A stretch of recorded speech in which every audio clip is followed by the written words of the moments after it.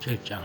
이 멜기세덱은 살렘 임금이며 지극히 높으신 하나님의 사주로서 여러 임금을 무찌르고 돌아오는 아브라함을 만나 그에게 축복하였습니다.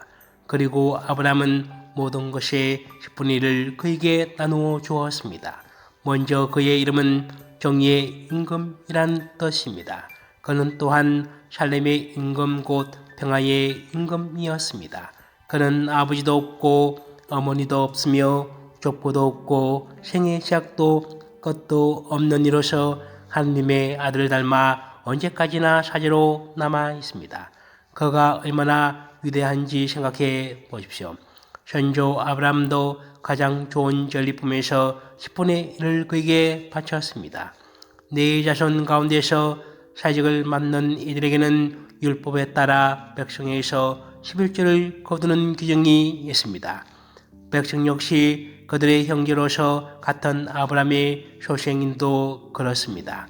그런데 멜기세덱은 그들의 족보에 들지 않으면서도 아브라함에게서 11조를 받았고 약속을 받은 그에게 축복해 주었습니다.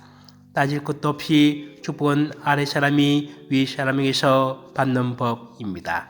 그리고 한쪽에서는 언젠가 죽을 인간들이 11조를 받고 다른 쪽에서는 아직도 살아있다고 성경에서 증언하는 이가 그것을 받았습니다.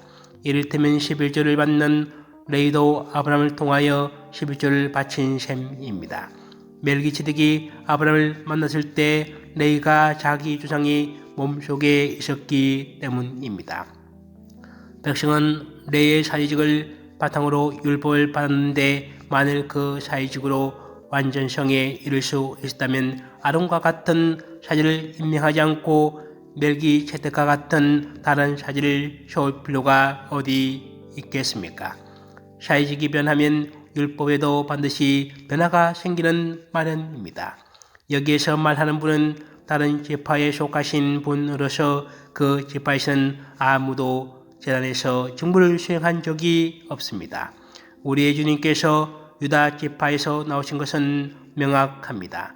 그런데 모세는 사제들에 관하여 말할 때 이 지파를 언급한 적이 없습니다. 멜기세덱과 닮은 다른 사제께서 나오시면 더욱 분명해집니다. 그분께서는 육적인 활동과 관련된 율법 규정이 아니라 불멸하는 생명의 힘에 따라 사제가 되셨습니다. 나는 멜기세덱과 같이 영원한 사제다 하고 성경에서 증언하기 때문입니다. 예전의 규정은 무력하고 무익하기 때문에 폐지되었습니다. 사실 율법은 아무것도 완전하게 하지 못하였습니다.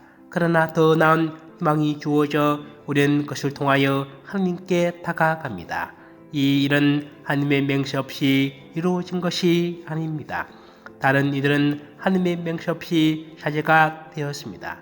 그러나 그분께서는 주님께서 맹세하시고 뉘우치지 않으시리이다. 너는 영원한 사제다라고 하였듯이 그분께 말씀하신 분의 맹세로 사제가 되셨습니다. 그런 만큼 예수님께서는 더 나은 계약을 보증해 주시는 분이 되셨습니다. 또한 다른 사제들은 죽음 때문에 직무를 계속할 수가 없어 그 수가 많았습니다. 그러나 그분께서는 영원히 사시기 때문에 영구한 사직을 지니십니다. 따라서 그분께서는 당신을 통하여 하나님께 나가는 사람들을 언제나 구원하실 수 있습니다. 그분께서는 늘 살아계시어 그들을 위하여 피로 주십니다. 사실 우리는 이와 같은 대사제가 필요하였습니다. 거룩하시고 순수하시고 순결하시고 죄인들과 떨어져 계시며 하늘보다 더 높으신 분이 되신 대사제이십니다. 그분께서는 다른 대사들처럼 날마다 먼저 자기 죄 때문에 제물을 바치고 그 다음으로 백성의 죄 때문에 제물을 바칠 필요가 없으십니다. 당신 자신을 바치실 때 이를 단 한 번에 다 이루신 것입니다. 율법은 약점을 지닌 사람들을 대사제로 세우지만 율법 다음에 이루어진 맹세의 그 말씀은 영원히 완전하게 되신 아드님을 대사제로 세웁니다. 8장. 지금 하는 말의 요점은 우리에게 이와 같은 대사제가 계시다는 것입니다. 곧 하늘에 계신 존엄하신 분이 의자 오른쪽에 앉으시어 사람이 아니라 주님께서 세우신 성소와 참 성막에서 직무를 수행하시는 분이십니다. 모든 대사제는 예물과 제물을 바치도록 임명된 사람입니다. 그러므로 대사제도 무엇인가 바칠 것이 있어야 합니다. 만일 그분께서 세상에 계시면 사제가 되지 못하십니다. 율법에 따라 예물을 바치는 사이들이 있기 때문입니다. 모세가 성막을 세우려고 할 때에 지시를 받는 대로 그들은 하늘에 있는 성소의 모상이며 그림자에 지나지 않는 성소에서 봉직합니다. 하나님께서 자 내가 이 산에서 너에게 보여준 모형에 따라 모든 것을 만들어라 하고 말씀하신 것입니다. 그런데 이제 그리스도께서는 더 훌륭한 직무를 맡으셨습니다. 더 나은 약속을 바탕으로 세워진 더 나은 계약의 중개자이시기 때문입니다. 저 첫째 계약의 결함이 없었다면 다른 계약을 찾을 까닭이 없을 것입니다. 그런데 하나님께서는 그들의 결함을 꾸짖으시며 이렇게 말씀하십니다. 보라 그 날이 온다. 주님께서 말씀하신다. 그때 나는 이스라엘 지방과 유다 지방과 새 계약을 맺으리라. 그것은 내가 조상들의 손을 잡고 이집트 땅에서 이끌고 나올 때 그들과 맺던 계약과는 다르다. 그들이 내 계약을 지키지 않아 나도 그들을 돌보지 않았다. 주님께서 말씀하신다. 그 시대가 지난 뒤에 내가 이스라엘 지방과 맺어줄 계약은 이러하다. 주님께서 말씀하신다. 나는 그들의 생각 속에 내 법을 넣어주고 그들의 마음에 그 법을 새겨주리라. 그리하여 나는 그들의 하나님이 되고 그들은 나의 백성이 되리라. 그때는 아무도 자기 이웃에게 아무도 제 형제에게 주님을 알아라 하고 가르치지 않으리라. 그들이 낮은 사람부터 높은 사람까지 모두 나를 알게 될 것이기 때문이다. 나는 그들의 불을 너그럽게 보아주고 그들의 죄를 더 이상 기억하지 않으리라. 하나님께서는 새 계약이라는 말씀을 하심으로써 첫째 계약을 낡은 것으로 만드셨습니다. 낡고 오래된 것은 곧 사라집니다. 9장 첫째 계약에도 예배 법규가 있었고 지상 성소가 있었습니다. 사실 첫째 성막이 세워져 그 안에 등잔대와 상가 제사방이 놓여 있는데 그것을 성소라고 합니다. 둘째 회장 뒤에는 지성소라고 하는 성막이 있었습니다. 거기에는 금으로 된 분향제단과 온통 금으로 입힌 계약대가 있었고 그 속에는 만나가던 금 항아리와 삭이 돋은 아론의 지팡이와 계약의 판들이 들어 있었습니다. 그리고 그 위에는 영광의 거룩들이 속기판을 덮고 있었습니다. 지금은 이런 것들을 자세히 말할 때가 아닙니다. 이러한 것들을 갖춘 뒤 사제들은 언제나 첫째 성막으로 들어가 예배를 집전합니다. 둘째 성막에는 대사제만 1년에 단 한 번 들어가는데 그때는 반드시 자기와 백성이 모르고 전제 때문에 바치는 피를 가지고 들어갑니다. 이로써 첫째 성막이 서 있는 동안은 아직 성소로 들어가는 길이 드러나지 않았음을 성령께서 보여주시는 것입니다.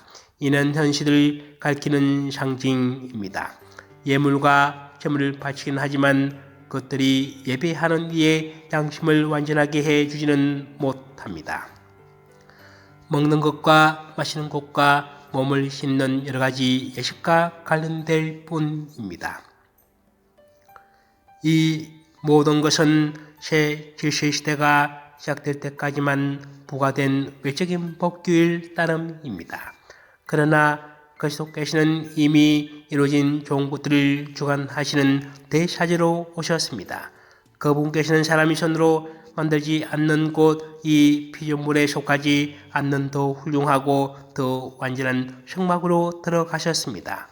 염소와 송아지 피가 아니라 당신의 피를 가지고 단 한 번 성소로 들어가시어 영원한 해방을 얻으셨습니다. 염소와 항소의 피, 그리고 더러워진 사람들에게 뿌리는 암송아지, 제가 그를 거룩하게 하여 그 몸을 깨끗하게 한다면 하물며 영원한 영을 통하여 흠 없는 당신 자신을 하나님께 바치신 그리스도의 피는 우리의 양심을 죽음의 행실에서 얼마나 더 깨끗하게 하여 살아계신 하나님을 섬기게 할 수 있겠습니까? 그러므로 그리스도께서는 새 계약의 중개자이십니다.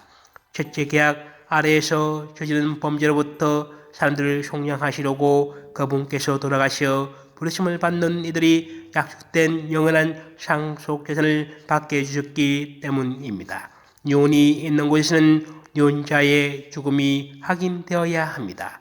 유언은 사람이 죽을 때여야 유한 것으로 유언자가 살아 있을 때는 효력이 없습니다. 사실은 첫째 계약도 피 없이 시작된 것이 아닙니다.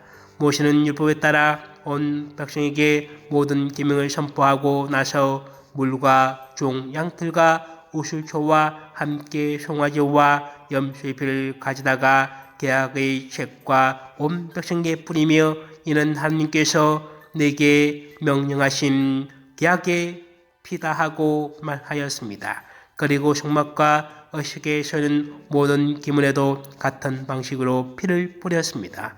율법에 따르면 그의 모든 것이 피로 깨끗해지고 피를 쏟지 않고서는 죄의 용서가 이루어지지 않습니다.